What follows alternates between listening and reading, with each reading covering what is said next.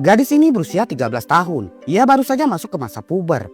Namun ia kini tinggal di tempat terpencil dan jauh dari keramaian karena negaranya sedang berperang. Gadis yang bernama Maria ini tinggal bersama seorang pria tua. Pria tua ini bernama Ilyas. Ilyas adalah kakek dari Maria. Maria yang mulai masuk usia remaja, ia sering digoda oleh para pria, dan pria-pria ini adalah para militer yang berpatroli di perbatasan.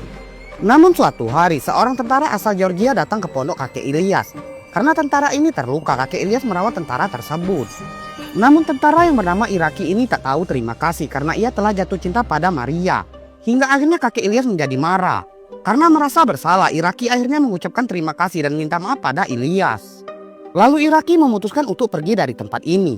Keesokan harinya, tentara patroli kembali datang ke pondok Ilyas. Mereka kembali menanyakan apakah Ilyas melihat seorang pria yang merupakan tentara musuh. Tentu Ilyas menjawab tidak melihatnya.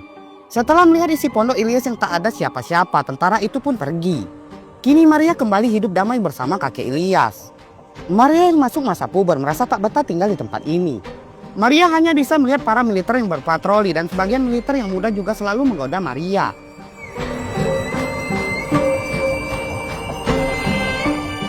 Bulan demi bulan berlalu, jagung kakek Ilyas pun sudah masuk masa panen. Dan kini mulai masuk musim penghujan, hingga setiap hari angin kencang berhembus. Hingga suatu sore hujan deras pun datang. Kakek Ilyas mulai gelisah, ia takut pulau ini akan tenggelam. Bersama Maria, kakek Ilyas pun mulai melanjutkan memanen jagungnya.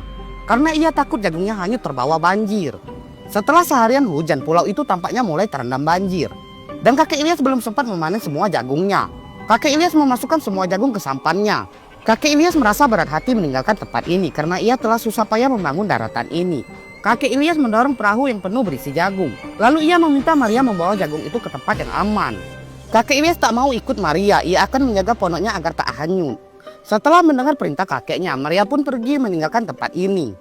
Dan kakek Ilyas berusaha mempertahankan pondoknya yang mulai miring. Namun karena angin yang deras dan air yang terus naik, pondok itu pun roboh.